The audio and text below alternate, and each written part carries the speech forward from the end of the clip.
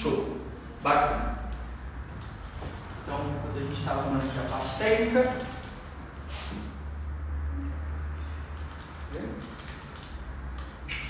é lembrar os tempos de sala aí, para a maioria da visão. Ficou?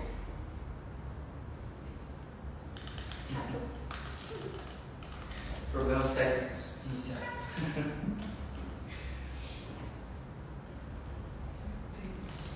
Foi?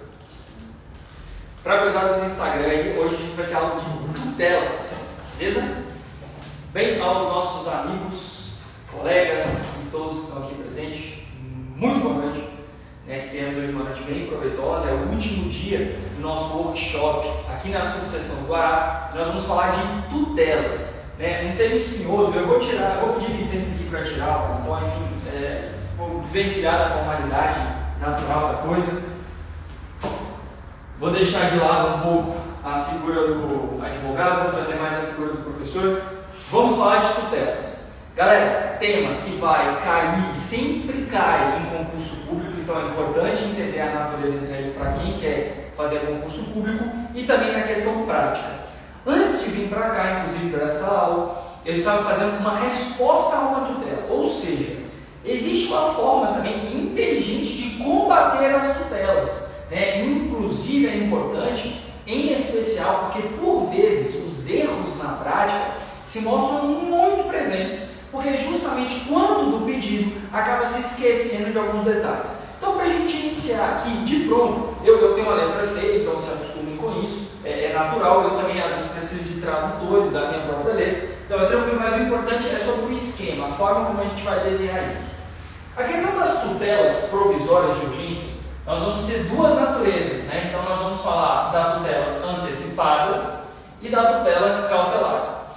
O bizu, para diferenciar as duas, a grande dica para diferenciar se eu vou utilizar uma tutela antecipada ou se eu vou utilizar uma tutela cautelar é entender o que eu busco com elas. Então a antecipada, e aí vem a dica para a galera que está fazendo concurso, ela vai ser chamada de tutela satisfativa. Então pode vir como sinônimo também nas provas. A tutela antecipada, ela sempre busca antecipar os efeitos do mérito, ou seja, eu quero antecipar algo do pedido final. Então vamos colocar aqui, por exemplo, alguns exemplos para fixar bem. Eu estou com dúvida entre qual é a natureza. Eu quero antecipar, por exemplo, um tratamento médico. Eu quero antecipar alguma liberação de algo que já é objeto da minha ação. Isso nós vamos falar que é uma tutela antecipada, ou seja, satisfativa. Ontem eu estava dando uma aula online e aí caiu uma pergunta justamente sobre tutelas, né, da GV, e falava o seguinte: a pessoa entrou com uma ação, buscava danos materiais, danos morais, e incluso no dano material, ele queria que a outra parte que causou o dano custeasse o tratamento hospitalar, então questão da GV.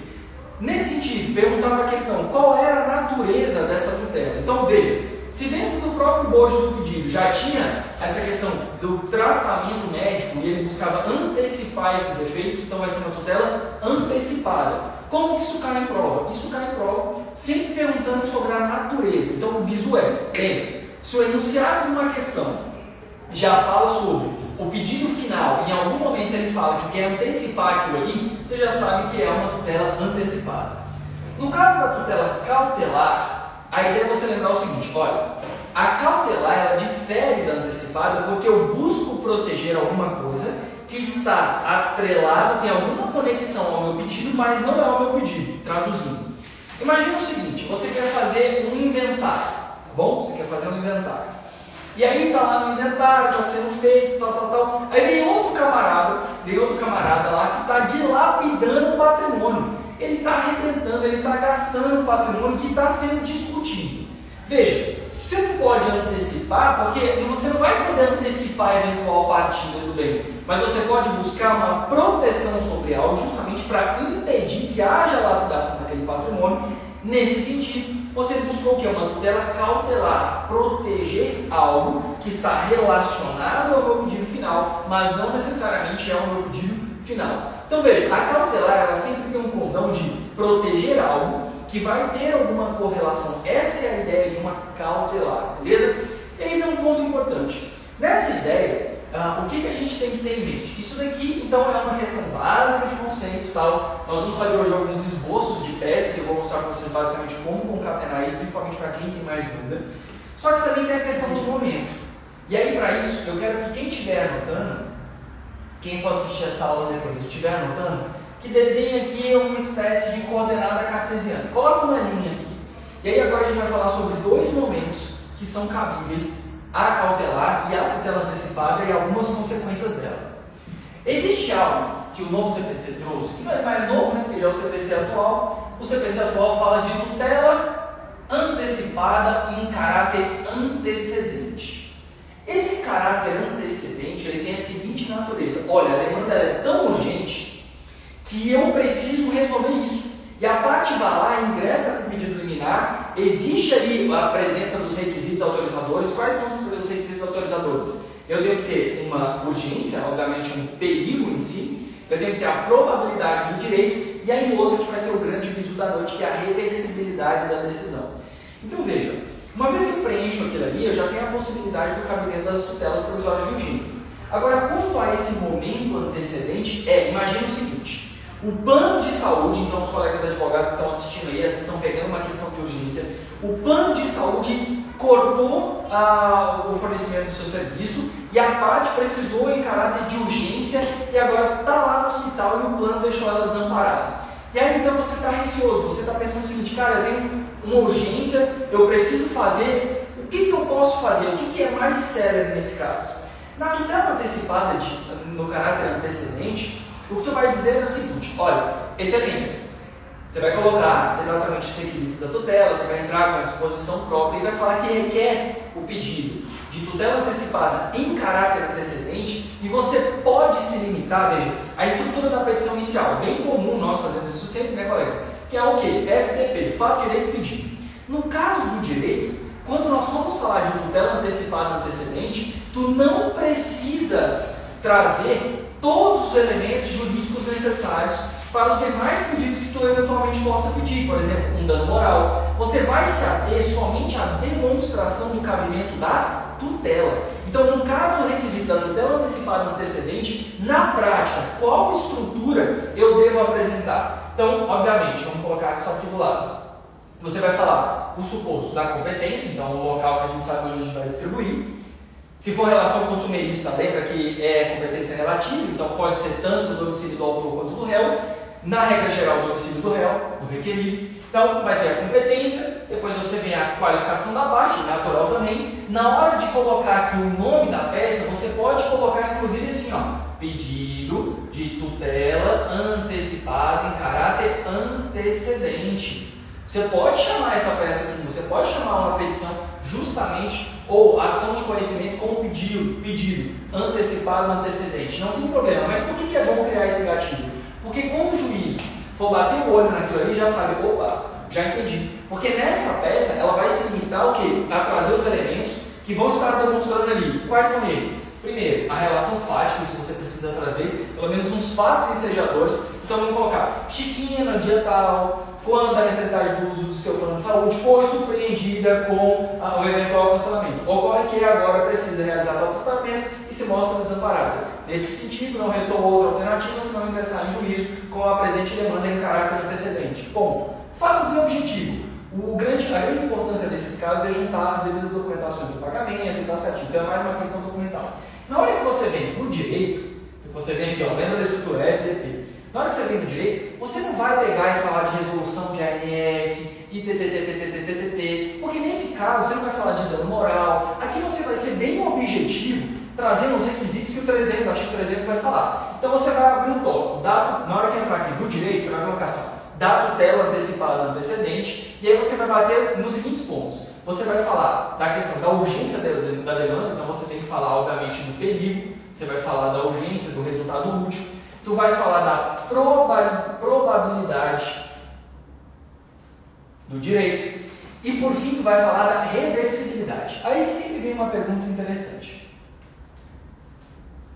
Como que eu vou colocar a ideia da reversibilidade? Bem, a ideia de reversibilidade é de poder voltar ao status quo. Então, de poder voltar àquilo que era antes. Aí você pensa, professor, mas se é questão de saúde, então a reversibilidade seria o quê? A reversibilidade seria, eventualmente, caso ela não tenha dinheiro, não tenha direito, perdão, é pagar pelo procedimento. Então, essa reversibilidade é a mais padrão, mas aí a sacada, e aí quem está assistindo, o gurizada que está aqui, pensa o seguinte: se a reversibilidade é só transformar aquele procedimento em dinheiro, ou seja, pagar o dinheiro, a premissa contrária não é verdadeira. Como assim? Me explica.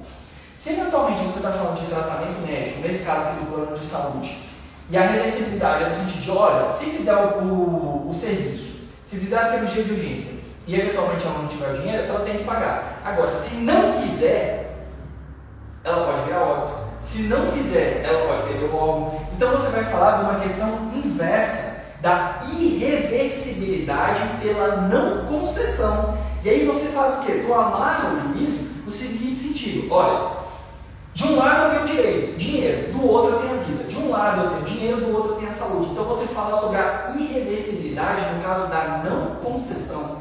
E aí então o que tu fez? Tu acabou de demonstrar em juízo que não somente o perigo, não somente a probabilidade, mas reforçando que você tem aqui um prisma, de um lado a balança do dinheiro, do outro lado o direito à vida, direito à saúde. Então essa sacada aqui, sempre quando você for fazer uma liminar, tenha em mente essa ideia desse pedir: opa, vale a pena fazer isso, cabe isso, porque eventualmente quando tu for despachar, óbvio que, né, para a gurizada talvez que está acompanhando, que ainda seja estudante, a ideia de despachar é: se fez o protocolo, já liga na vara, juízo digital, busca conversar com o juiz, justamente para mostrar essa balança. Claro, óbvio, né?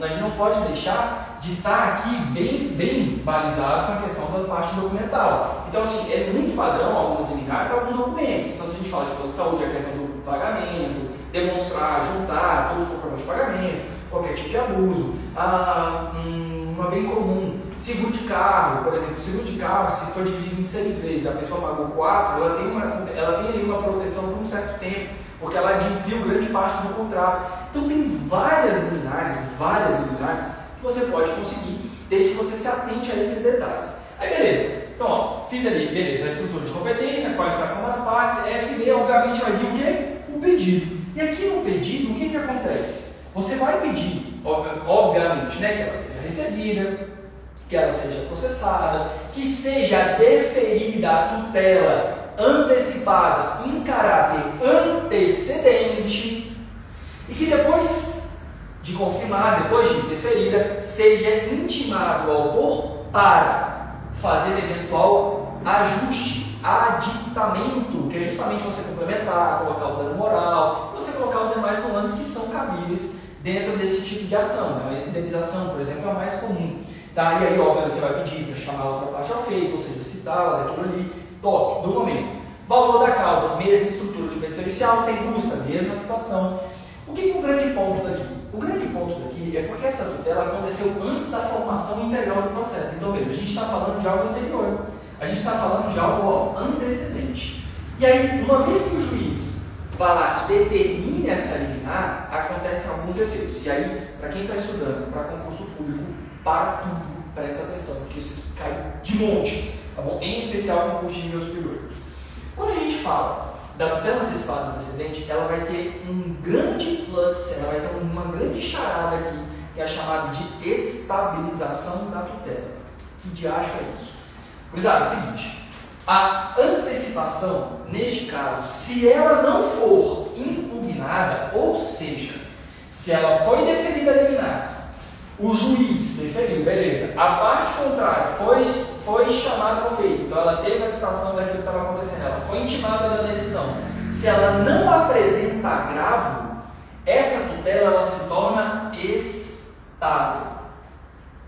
E essa estabilidade, ela vai falar o seguinte: ela vai dizer que ela não vai produzir coisa julgada material, ou seja, ela continua sendo precária, passível de revisão posterior. Mas quer dizer que a parte contrária ela aceitou aquela decisão. Então ela se torna estável, ela pode ser impugnada ao longo de 2 anos. Se eventualmente ela não for impugnada ao longo de 2 anos, ela não vai gerar coisa material, coisa julgada material. E aí você imagina, como assim não gera coisa julgada material? Gerou algo imutável. E aí então nós vamos lembrar lá do Daniel Assunção, nós vamos recobrar com Marcos Vinícius, que ele vai falar o quê? Olha, não vai fazer coisa julgada material. Então, em tese, não caberia o quê? Ação rescisória. Mas você deve lembrar do Instituto da Perempção, que também não gera coisa julgada material, mas é um óbice, é uma proposição de uma nova ação. Então, qual seria o meio cabível no caso da perempção, eventual perempção que tenha sido considerada de forma indevida? Tem-se, obviamente, posições diversas, mas eu gosto de me assemelhar à ideia do Daniel Assunção, que vai falar sobre uma eventual rescisória pela impossibilidade de apresentação desse tipo de modalidade. Isso aqui, ó, matéria de hipótese, viu? Então, isso aqui já é o supra-sumo da matéria, não cai normalmente em concurso, tá bom? Até porque ainda existe muita discussão sobre isso. Mas já fica o bizu sobre essa ideia do que pode ser feito nesses casos. Então, beleza. Tem a estabilização da tutela.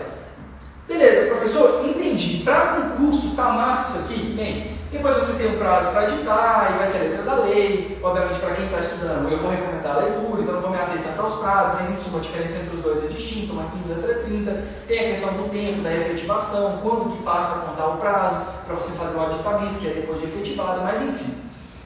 Esses pormenores são muito mais atrelados à questão de concurso, vão com um pouco mais de prática. Tem outro ponto interessantíssimo, e aí, colegas advogados, prestem atenção. Tudo bem, a minha tutela se tornou estável pela falta de impugnação, mas eu quero o dano moral, eu quero a ditame inicial. E aí então nasce outra circunstância bem interessante.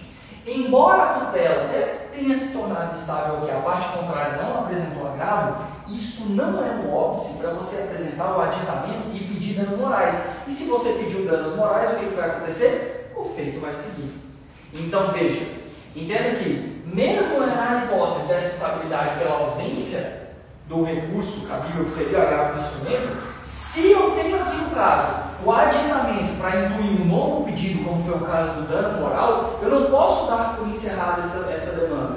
Ela tem que continuar, e o processo vai continuar naturalmente. Essa é uma sacada interessante para quem está fazendo na prática. Você tem urgência. Então lá, o seu cliente está com uma demanda, você precisa de uma liminar antecipada antecedente. Preciso fazer isso aqui rápido. Fique tranquilo, não fique desesperado, não precisa pegar, desesperar, meu Deus, não. Você vai pegar os requisitos da tutela, vai verifica a natureza. É antecipada, é cautelar, porque também tem cautelar. E a cautelar tem umas coisinhas um pouquinho mais chatas, mas eu vou explicar também.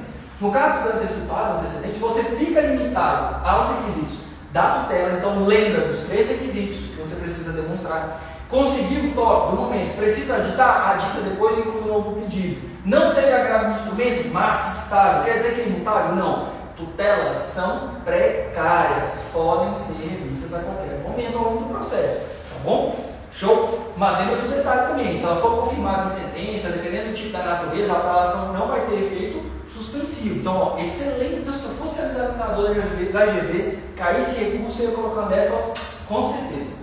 Bem, então, top, falamos da ideia da tutela antecipada, vamos para a cautelar. A cautelar, como eu disse, ela tem um nuance bem próprio. Ela busca proteger alguma coisa que tem uma relação direta, que tem uma relação ali com o meu pedido. Então, veja, como que eu vou fazer isso na prática? No caso das cautelares, eu tenho que ter em mente que a cautelar antecedente ela vai ter um ponto um pouco diferente daqui. Então, se eu tinha antigamente só essa demonstração do nosso FDP e falando exclusivamente sobre os requisitos da tutela, no caso da cautelar eu tenho um nuance novo. No caso da cautelar antecedente, eu preciso demonstrar a relação do pedido final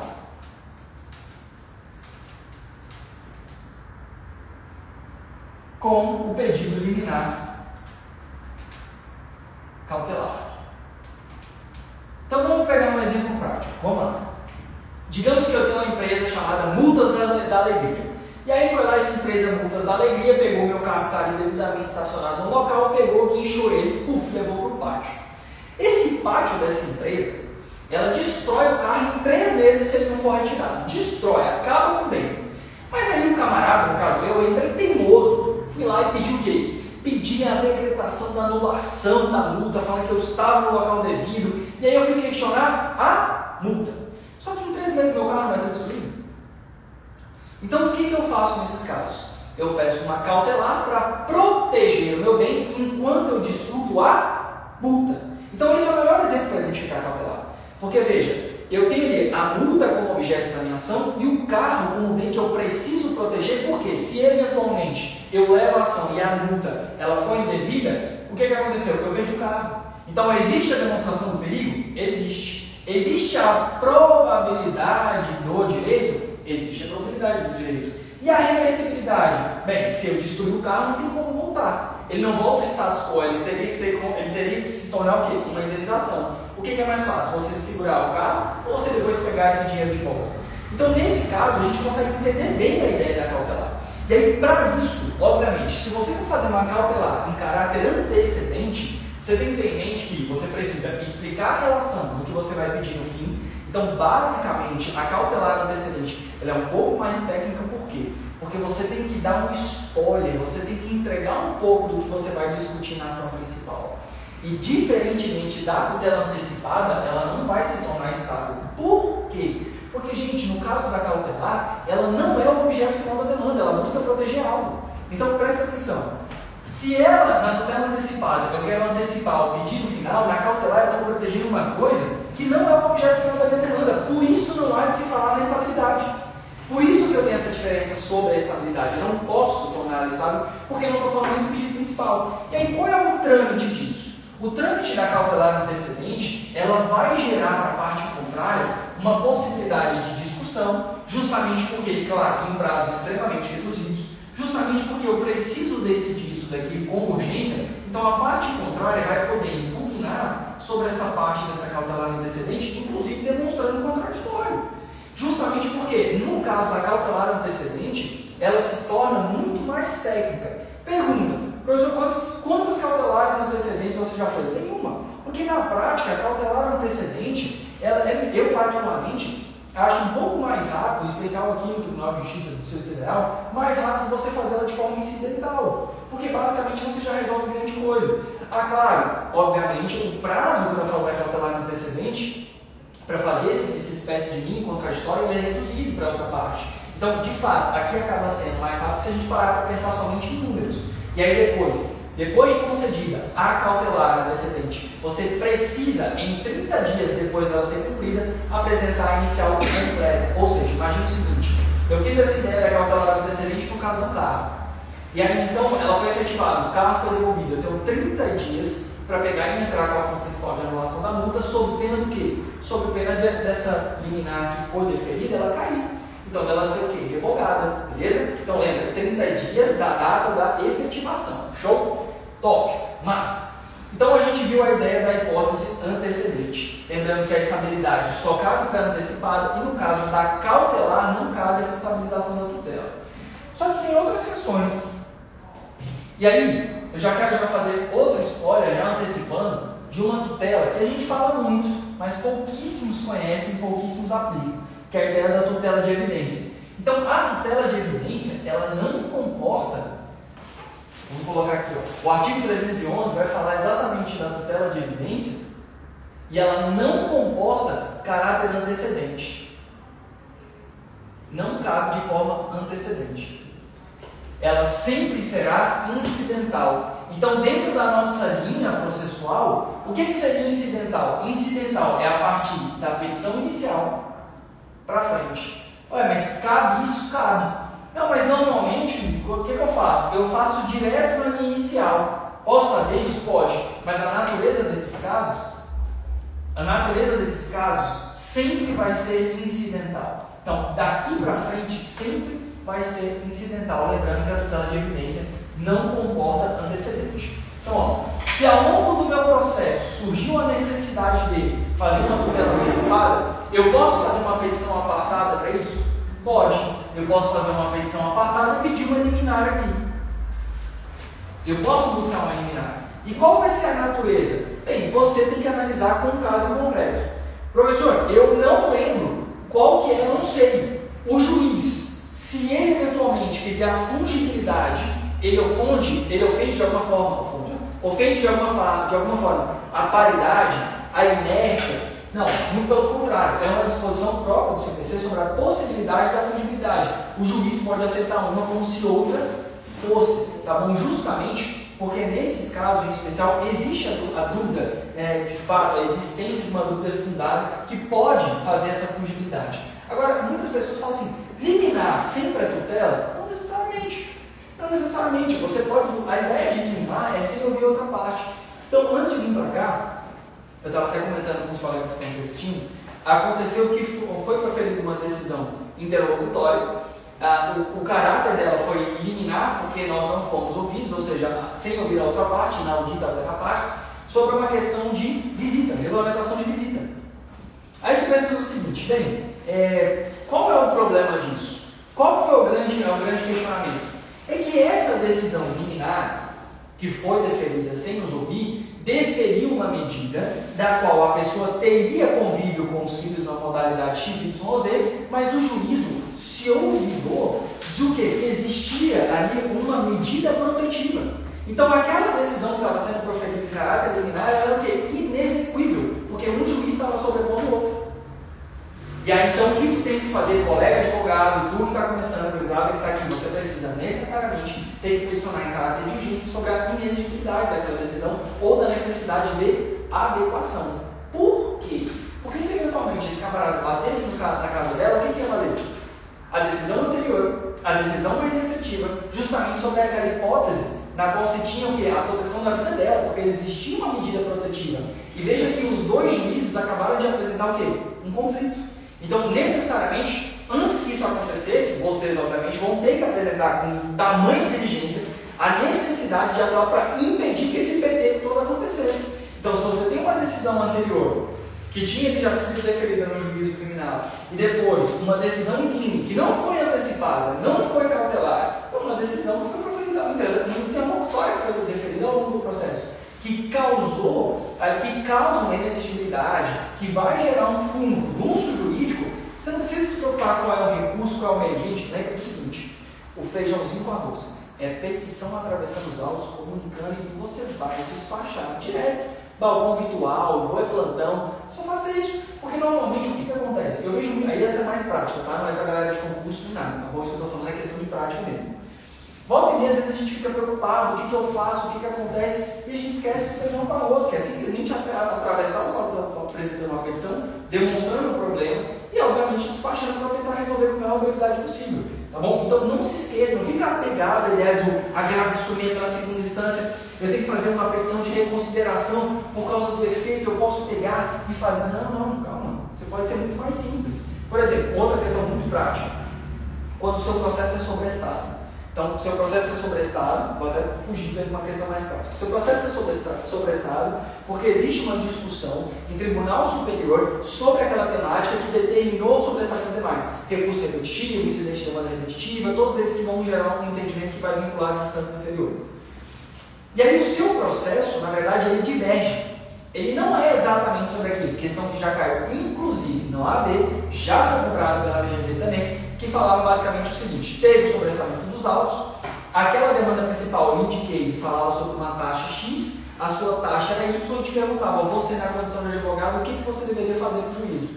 E aí falava de agravo, e discutia sobre a competência, Nesses casos, o primeiro ato que você tem que pensar é para o juiz de piso, aquele onde você ingressou com a ação, onde ela está processando, onde ela está se movendo, onde ela está caminhando, informando que existe a diferença. Se eventualmente não for deferido, aí sim você pode recorrer. Então, são várias questõezinhas práticas que o CPC já ilustra que uma petição simples, ela vai trazer mais efeito que propriamente um recurso, porque você vai informar o juiz que vai ter força ali imediata para a resolução daquela demanda. Então, quero fazer um pedido liminar incidental.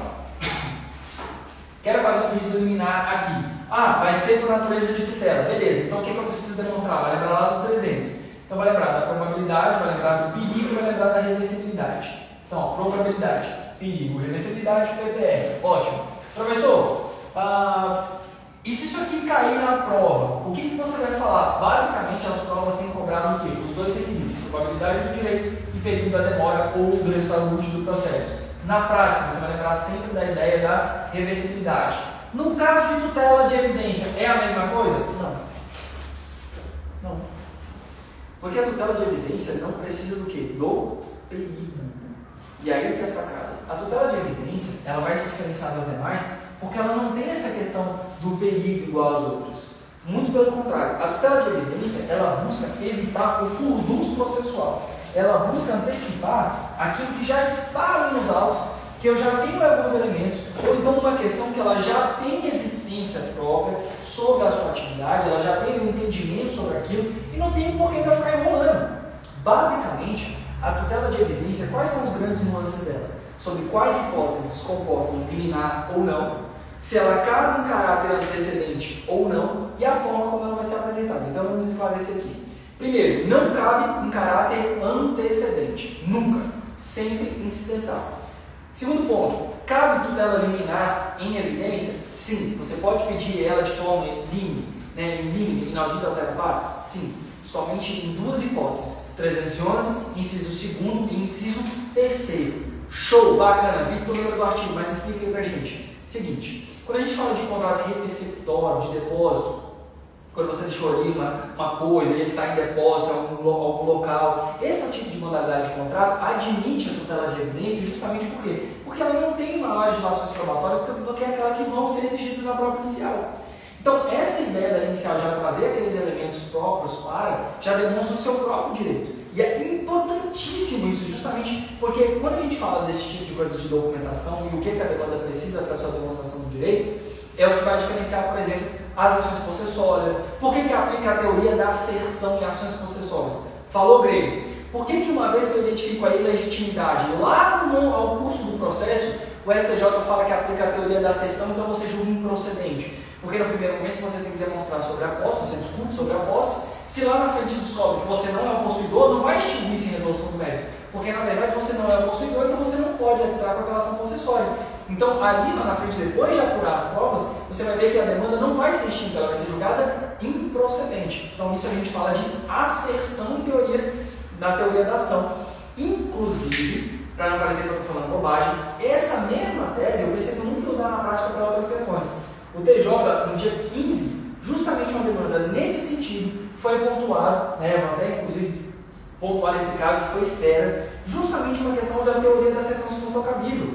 Na verdade, não se mostrou cabível e o juiz aplicou, julgou improcedente a demanda, falando sobre a ilegitimidade da parte. Não era ação possessória, não falava da necessidade, naquela oportunidade, precisaria de dilação probatória para falar sobre eventual ilegitimidade e foi julgado antecipadamente o mérito. Então, o que eu fiz? Recorri, não adentrou o mérito, obviamente, por quê? Porque houve um claro cerceamento, uma falha na aplicação da teoria da ação. Então, essas ideias menores, esses pormenores dentro de processo, é a grande sacada. Às vezes você precisa entender só como que caminha o procedimento para entender como que você vai tocar. No caso, então, do inciso 2º e do inciso 3º, que vai comportar a liminar, você vai ter o seguinte. Beleza, já vi contrato reperceptório e agora no caso do inciso 3º, 311, é o seguinte. Imagina que o seu direito está fundado em um entendimento vinculativo, ou seja, incidente de demanda repetitiva, recursos repetitivos, súmula vinculante, e você tem aqui toda a demonstração necessária para o seu direito. Então você já tem um entendimento consolidado, você já tem toda a circunstância de fato devidamente comprovada, e o direito, obviamente,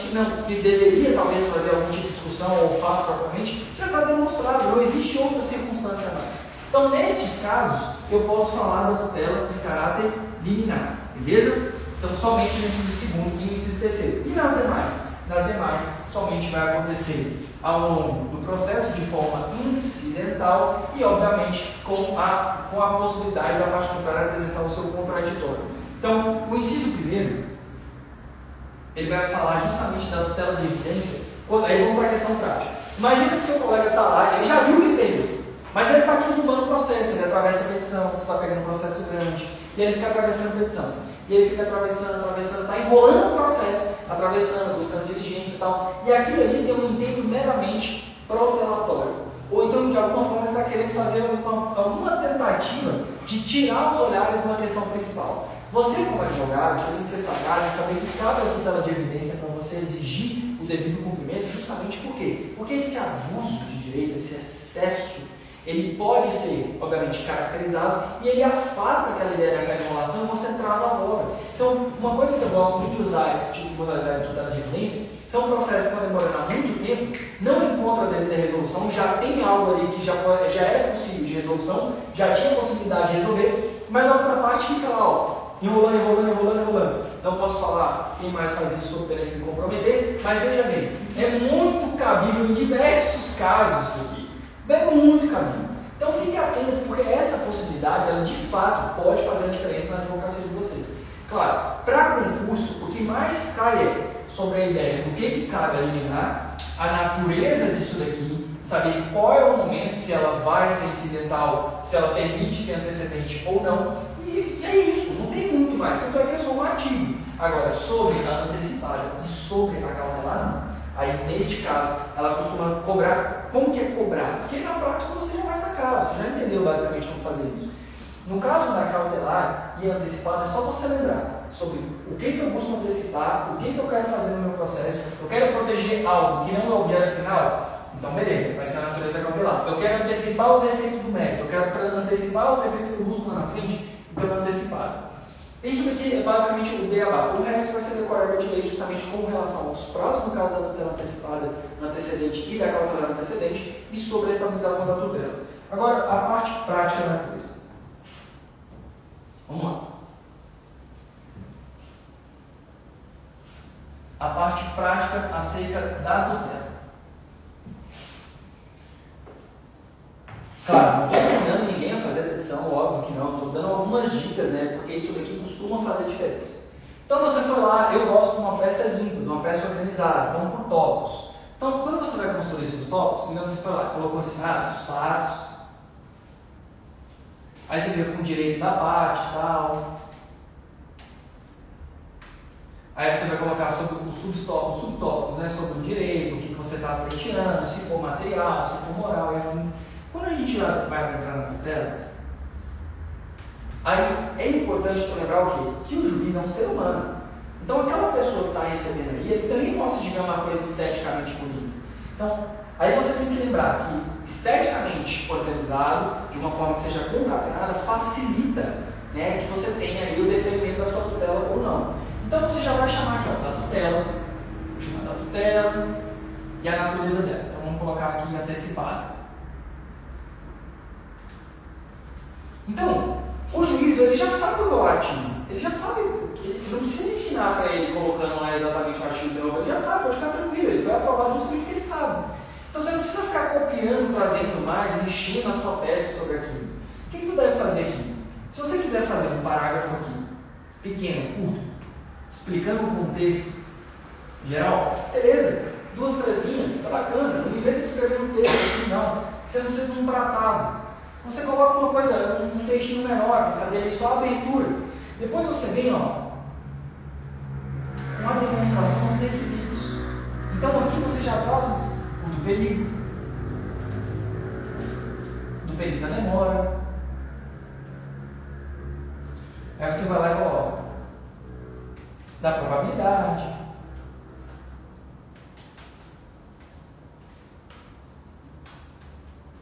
E aí o bizu que eu falei da reversibilidade.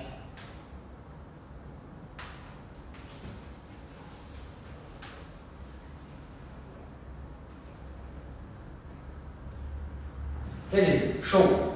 E o que eu tenho que colocar em cada um desses trechos? Eu tenho que colocar jurisprudência? Eu tenho que colocar infinidade de coisas? Não. Calma. Não me faça isso na sua pedido de liminar, pelo amor de Deus. Você vai fazer o seguinte. Quando eu estiver falando do perigo, você tem que trazer de forma objetiva exatamente o que aquilo ali vai te prejudicar. Então, se eventualmente você quer utilizar alguma coisa... Aí, ó, presta atenção no recurso de viva ou logo, galera.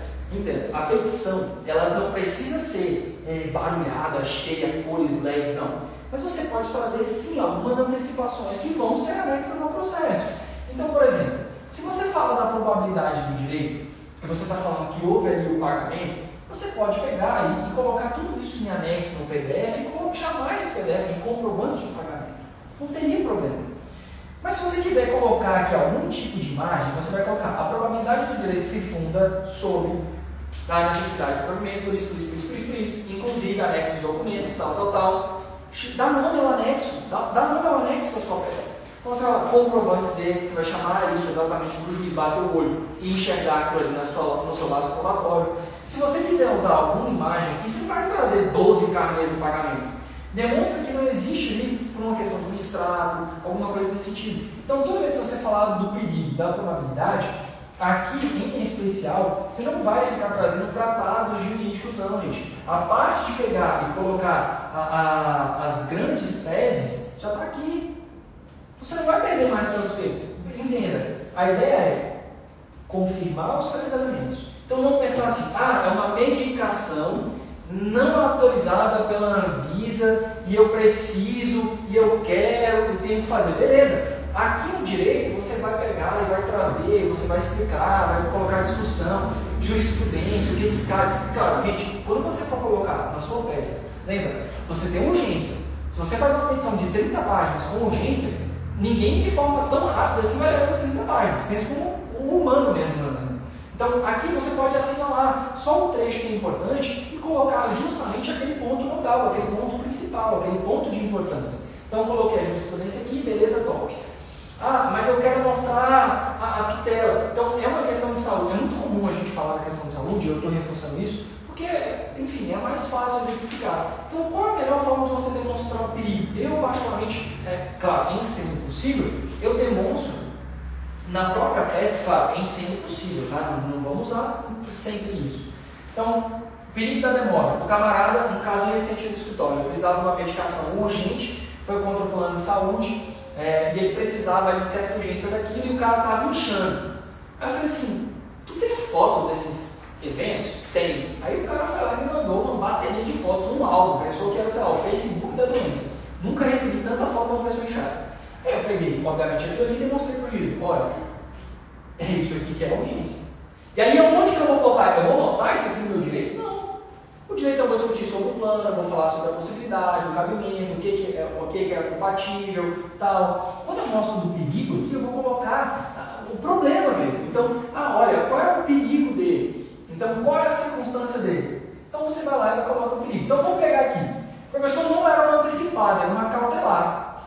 Beleza. Se for uma cautelar, vamos pegar um exemplo aqui. Está acontecendo um divórcio, aí o marido, ele vai lá e bota para vender o imóvel. E é um imóvel do casal, durante o divórcio. Ou seja, está tendo a partilha e o cara está dilapidando o patrimônio que não pode, que é do casal. O que o espertão, o que o bonito quer fazer? Não sei, talvez dar um desperto, usar um estratagema. Aí você pensa, eu preciso eliminar. Ela vai ser antecipada? Nunca, porque você não vai antecipar os efeitos, a não ser que vocês precisassem vender por algum motivo, mas não era o caso. E esse caso é real. Então, se você quer proteger esse patrimônio, o que você vai fazer na sua peça? Você vai pegar e demonstrar, olha, o perigo daqui é o seguinte, existe um anúncio, existe um diálogo, existe uma tratativa de venda antes da conclusão da demanda acerca da partilha. Como que eu vou vender um bem que não é? Como que eu vou vender um bem que não é exclusivamente da pessoa? Uma fraude, uma outorga. Não, professor, mas é porque nesse caso aí, eu acho que o cara está falando que o bem é anterior à união. Então, tudo bem, ótimo, sem problema. Então, você vai pedir a cautelar, você vai explicar a relação que tem esse imóvel com a demanda, você vai explicar que em que pese a pessoa se valer da imagem de um único exclusivo proprietário, ela testou a da verdade, e aí então, por uma questão de cautela, impeça a venda, que fique restrita a possibilidade de venda. Mas teve ali uma coisa exclusiva, eu preciso ali analisar, é uma venda top, é a melhor venda do mundo, foi um valor, perdeu uma oportunidade, tudo bem. Então, se eventualmente ele buscar essa hiper-oportunidade, que ele faça o quê? Que ele deposite metade em juízo. Porque justamente você vai buscar proteger o quê? A parte daquela pessoa. Então, quando a gente fala da medida cautelar, primeiro, você não vai antecipar a tese. Gente, colegas advogados, um grande erro é você pensa no que o colega vai fazer, mas você não precisa antecipar a tese para ele. Sempre pensa no que pode vir, mas você não precisa antecipar a tese para ele. Então, por exemplo, essa de ser uma grande chance, ele que venha apresentar uma petição que mostre, que faça, que aconteça, não precisa antecipar isso. Porque, de qualquer forma que seja, entenda, na ideia da cautelar, ela não vai antecipar os efeitos do mérito. Você não está fazendo uma partilha de antecipada. Não, você está querendo proteger um bem que está ali sendo discutido, se é deles ou não, e vai integrar a partilha ou não. Então veja que você precisa necessariamente fazer um pedido que tenha uma natureza de proteção. E claro, você vai fazer um pedido. Se eventualmente ele atravessar essa peça, você pode fazer um pedido, inclusive subsidiário, falando então dessa ideia de, se eventualmente for vendido, que preste contas e que deposite em juízo, que seja determinada a restrição do valor na metade do valor. E aí você pode pedir até para oficiar diretamente o vendedor. Então acaba, e olha só que interessante, passa a fazer o quê? Uma determinação com relação a terceiro. Ah, professor, mas pode fazer isso? Pode, claro que pode, óbvio que pode. Entenda, e eventualmente, se ele pegar e fazer qualquer tipo de escoamento, ou sumir, ou descumprir ordem judicial, você cai na unidade do negócio jurídico. Lembra da questão das hipóteses de fraude? Se acontecer uma fraude ao longo do processo, você vai fazer o quê? Anular o negócio jurídico. Cara, a gente estava falando de tutela, então a família falou de imóvel terceiro. É isso. A gente tem que ter em mente que, quando a gente fala da temática tutela, ela é muito importante justamente sobre as hipóteses e o que tu pode discutir aqui. Então, identificar a natureza, identificar a forma que tu vai colocar isso aqui faz toda a diferença. Só que, lembre, a tutela antecipada era um pouquinho mais fácil porque você quer antecipar os efeitos da demanda. Então, se você vai fazer uma tutela antecipada, ela não vai ser cabível, por exemplo, na questão de partilha de bens. Jamais vai poder ser cabível partilha de bens, neste caso, como esse da venda, se você está discutindo, buscando antecipar os efeitos daquela partilha, somente, por exemplo, sobre, mas ele vai vender, eu quero uma tutela antecipada para impedir a venda. Não cabe, porque a tutela antecipada não é cabível nessa circunstância. Você quer proteger, então vai ser uma cautelar para impedir, obviamente, a dilapidação daquele patrimônio, porque ele vai ser alvo da discussão ao longo do processo. Claro que, aí também é uma questãozinha top que pode ser cobrada. Quem busca a efetivação dessas medidas e causar prejuízo a outro, vai ser o que, ao final, obrigado a indenizá-lo. Então, fique atento, porque, obviamente, você quis fazer essa medida, mas você pode gerar um problema se, eventualmente, o seu cliente ele não tinha razão. Beleza?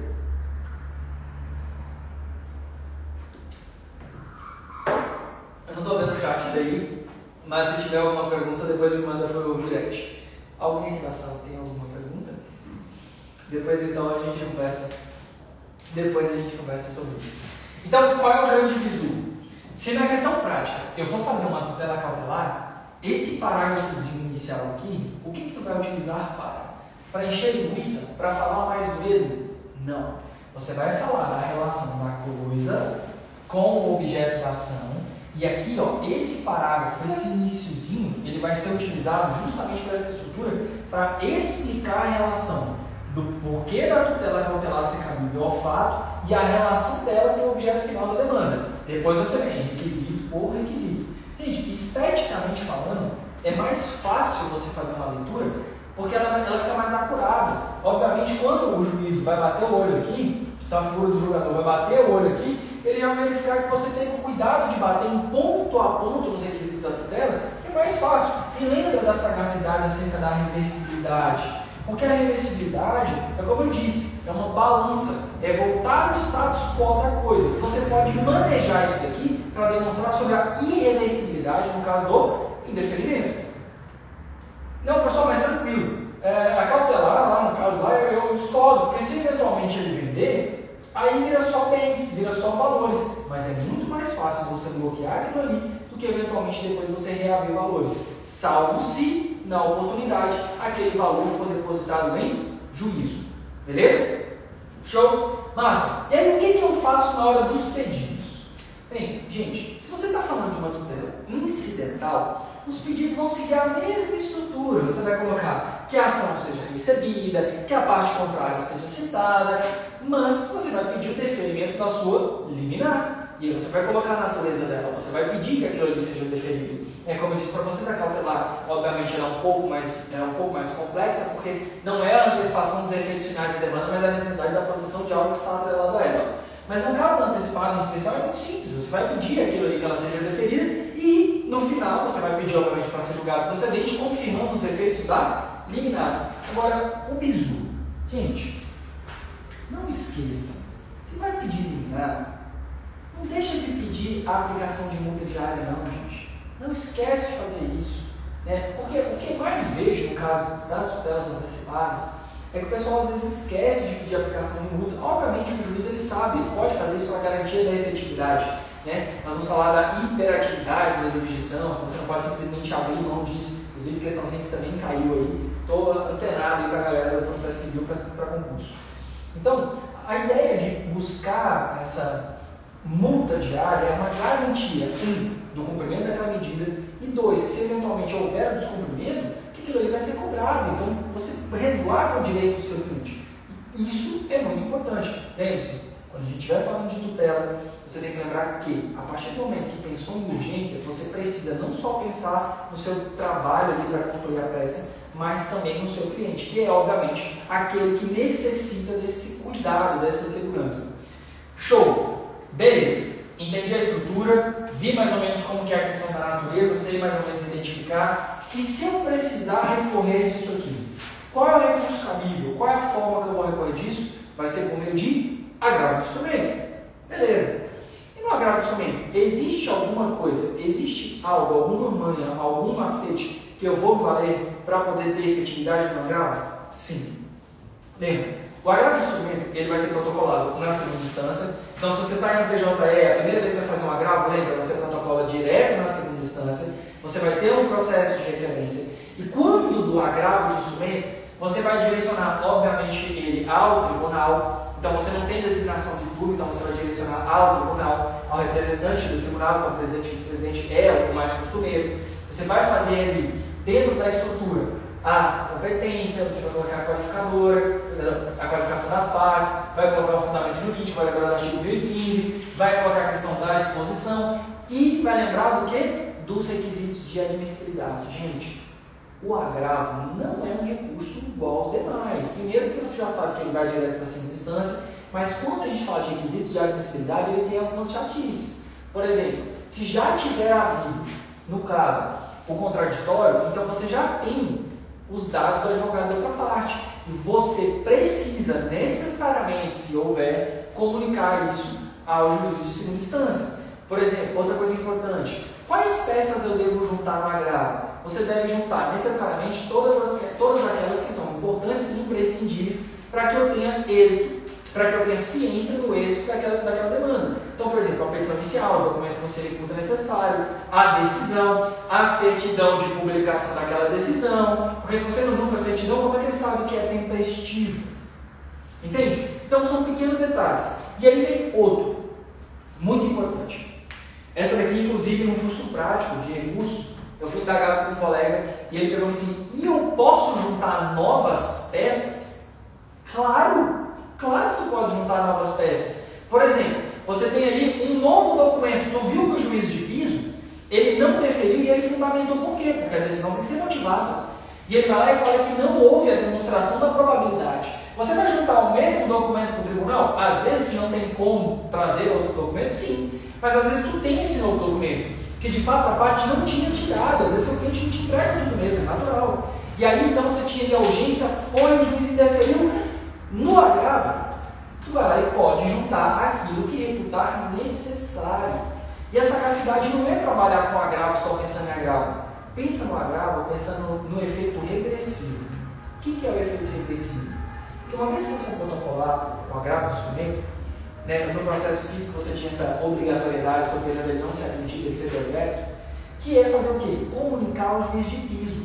Então você vai pegar ali o seu agravo bonitão protocolado, vai juntar ele no juiz de primeira instância e vai pedir ali que seja, obviamente, aplicada a hipótese de efeito regressivo. Ou seja, se o juiz quiser se retratar, ele pode se retratar depois de ter acesso ao seu agravo que foi devidamente interposto. Então, isso é o chamado efeito regressivo, é a possibilidade de retratação. Lembra isso da questão dos agravos. E o bizu.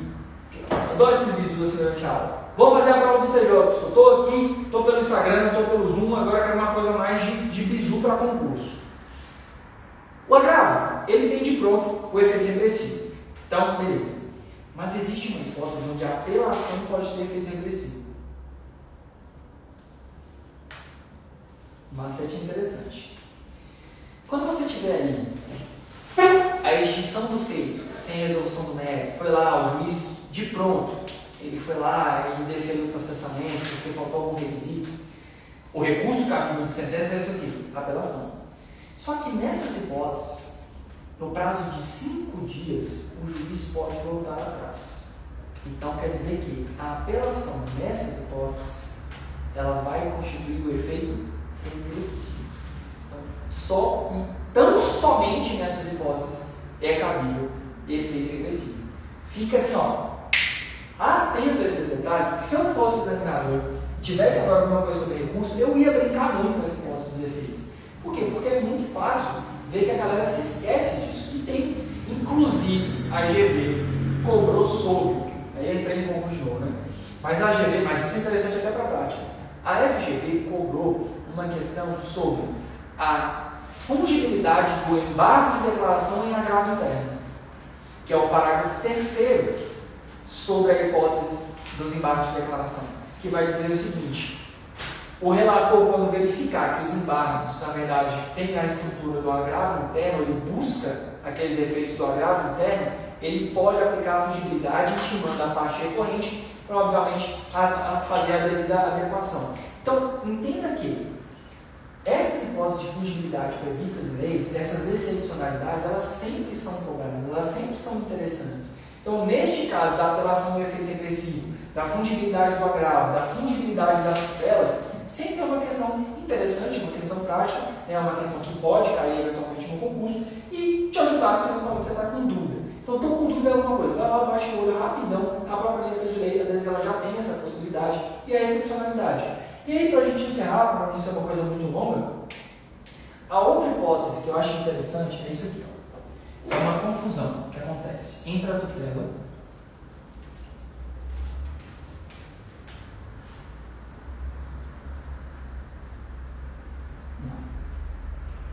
isso é mais comum. É a confusão que acontece entre a tutela de evidência e o julgamento parcial antecipado de mérito. Esse daqui vai trazer uma disposição própria. Processo civil, aí você trabalha sempre com livros. Isso vai facilitar bastante a vida. Então, imagine o seguinte: eu entrei com uma ação de divórcio. Aí você fez a acumulação possível, divórcio.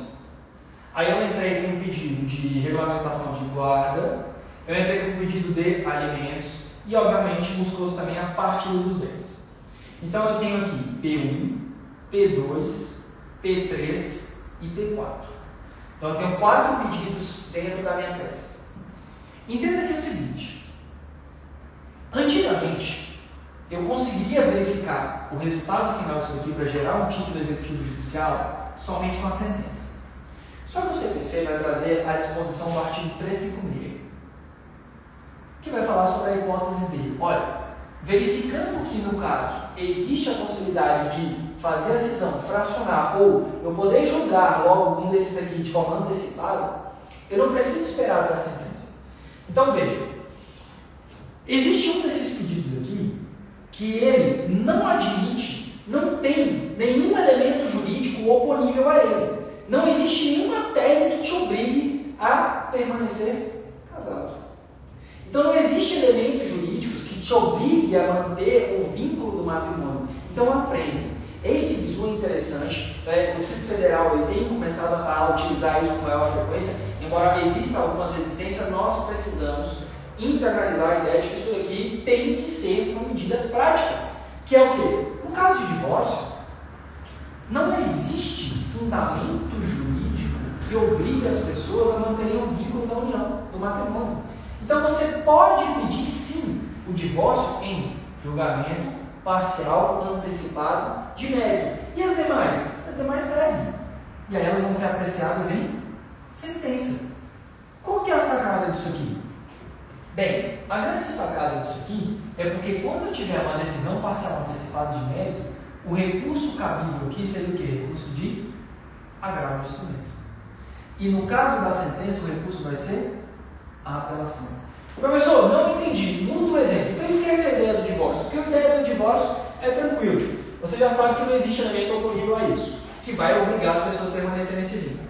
Agora vamos pensar no seguinte exemplo. Você entrou com uma ação indenizatória. Tá bom? O cara foi lá, bateu no seu carro, destruiu ali o seu carro, estão dando material.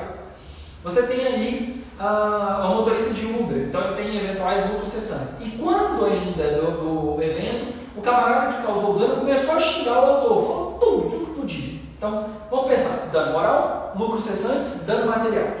Tu juntaste como prova os orçamentos, a câmera, a filmagem da batida, então toda a dinâmica, o valor, e eu tenho ali de fato uma filmagem, os orçamentos e os valores. Só que no lucro cessante só juntou no último mês. E na questão do vídeo não tem áudio, então vai ter que ouvir testemunho para ver se foram proferidas palavras de baixo calão. Então veja, dos nossos 3 pedidos, eu tenho que ter um deles que acaba sendo controverso.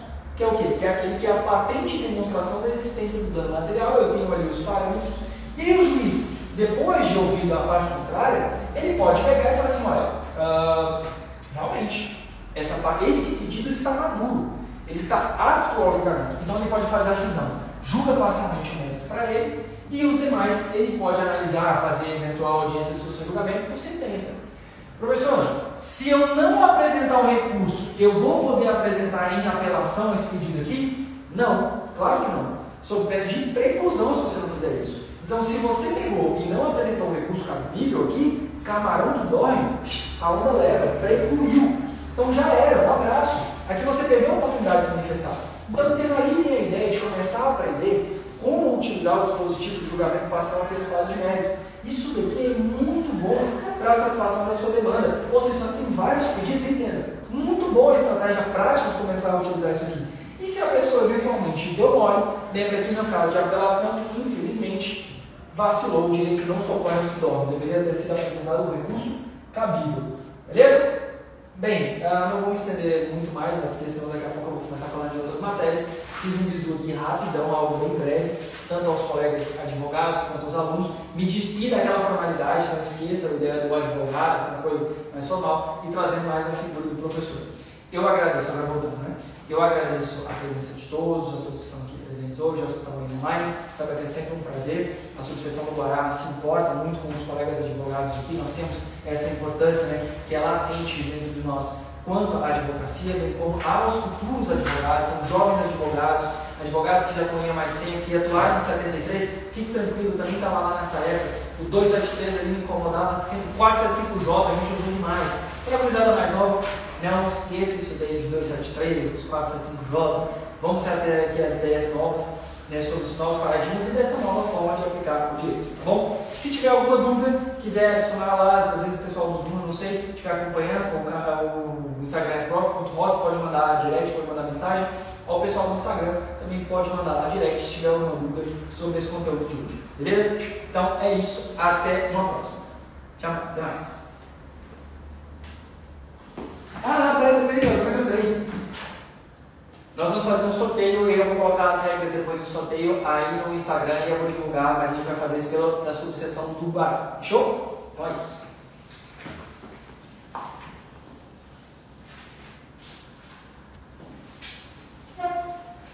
Encerrar agora.